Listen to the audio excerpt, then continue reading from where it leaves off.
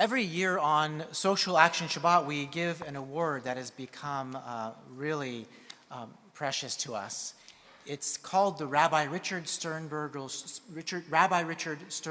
Social Justice Award, named after our beloved Rabbi Richard Sternberger, who was with us in our community for so many years and was our elder, our teacher. He didn't serve on the pulpit, but he spoke many times, including at high holidays. He always inspired us to acts of social justice. Rabbi Sternberger was a Navy chaplain to the Marines during the Korean War and active in the civil rights movement. So it's in his memory that we give this award.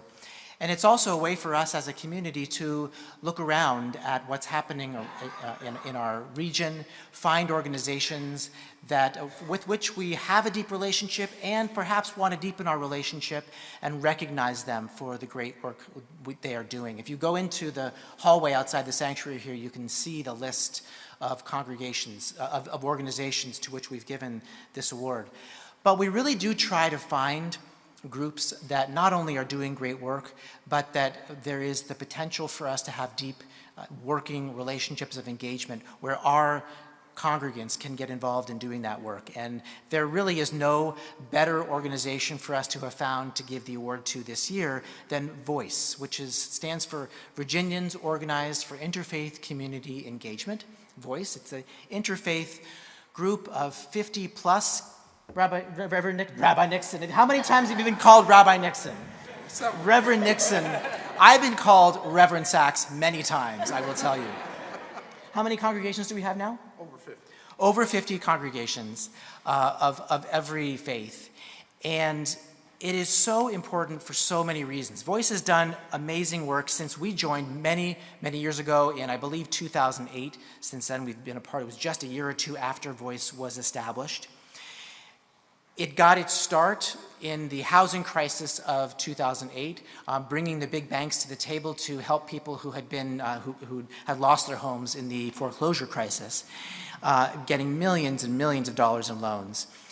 Just a couple of the things that we have done through Voice over the years.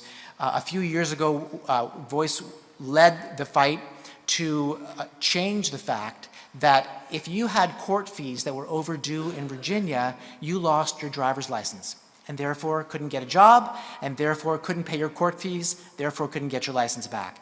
Voice led the way in changing that in Virginia.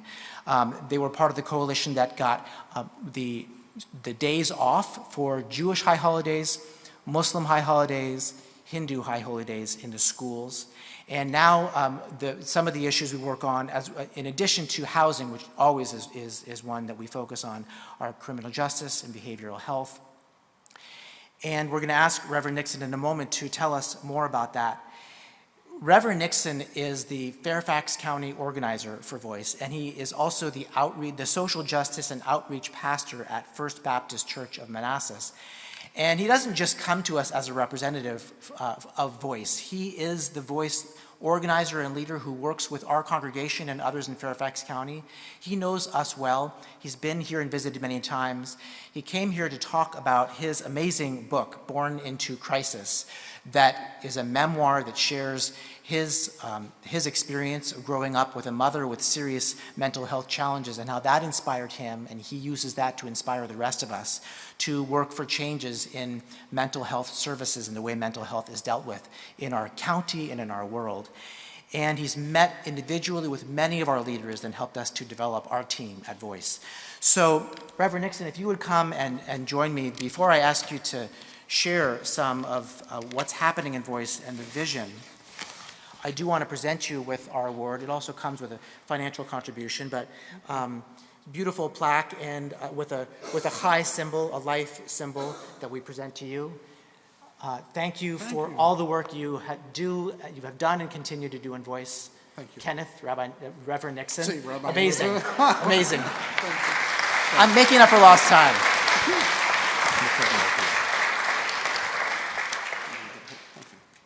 Shabbat Shalom. We don't actually have an office, Paul, so I don't know where you're going to hang this. I can take it home if you want. I can take it home. To the family of Ezra, my My heart is warm because I lost a battle with my wife. My two sons are named Emmanuel and Elijah, but I wanted Ezra. So it warms my heart that someone got Ezra.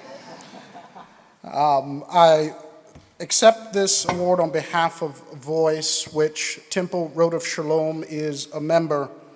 And I would be remiss in Congregation Adat Raim in Springfield, which I spent a lot of my childhood growing up and around, made sure to tell me to say, I bring greetings from Congregation Adat Raim in Springfield. So if you run into someone from that congregation, remind them that Reverend Nixon did say he brings greetings. But I want to talk to you briefly, and I know I have about 7 minutes, so let me try to get through this. And that's the challenge of getting a Baptist minister. I got to keep myself on a schedule. So looking at Temple Rodef Shalom, pursuit of peace, which is not a passive concept. And being a pursuer of peace is what Voice does as a collective, and is not intended to be passive or admired. It's intended to live out our identity as Adonai has called us to do. And I stand here, and we all stand here on the shoulders of not only Dr. Martin Luther King, but also Rabbi Abraham Heschel. Their legendary partnership revealed how two men of different faith traditions could walk arm in arm and embody a single voice for freedom and dignity.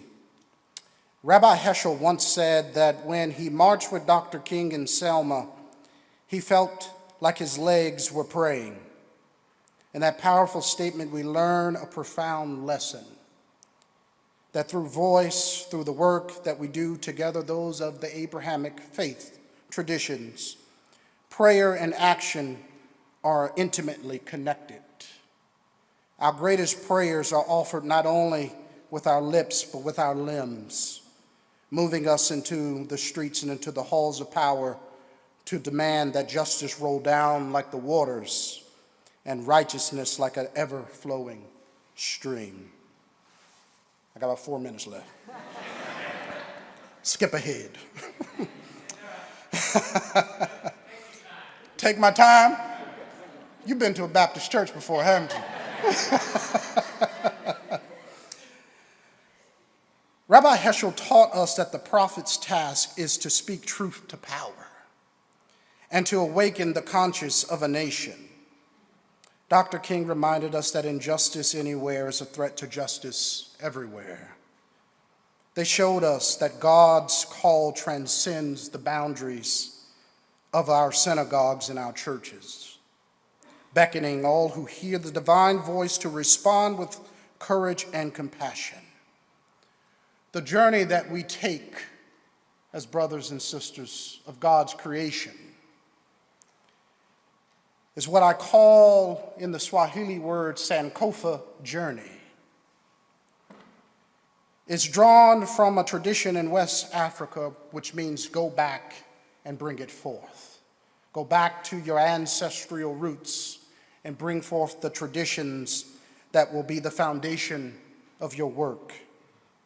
The symbol is often depicted in the fact that my community of African Americans and the Jewish community are two historically oppressed people whose journey for freedom is intertwined, yet we have a world that continues to divide us rather than us seek that path in which we are united in that fabric of building and bending the arc of history towards justice. And what I want to tell you that this award that you are giving is also an award to all of you who give of your time and your talent, who show up in the world as God has called you to show up. And so as you move forward in wisdom with the shared legacy of Rabbi Heschel and Dr. King, I want you to look back at your public witness, the public witness in which you're created to show up in the image of God, a witness to glean into your passion, your determination, and your unwavering faith. And I say faith because in Scripture, for me, faith simply means the substance of things hoped for, the evidence of things not seen.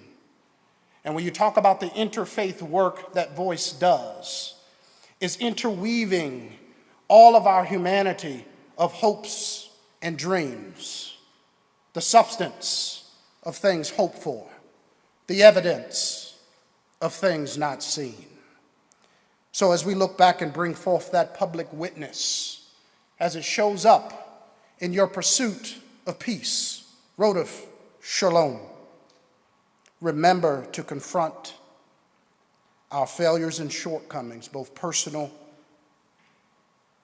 and collective, that we seek to right the injustices that persist in the world, in a systemic racism, in the marginalization of immigrants and refugees, in the painful rifts that still divide our neighbors. And yet, even as we acknowledge all these hardships, I receive this award for an incomplete journey. Our Sankofa journey continues. I humbly accept it on behalf of Voice.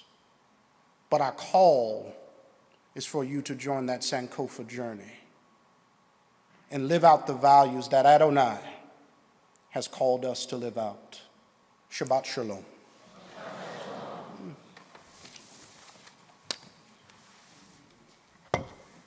I went over 7 minutes, didn't I? I don't think you did. Okay.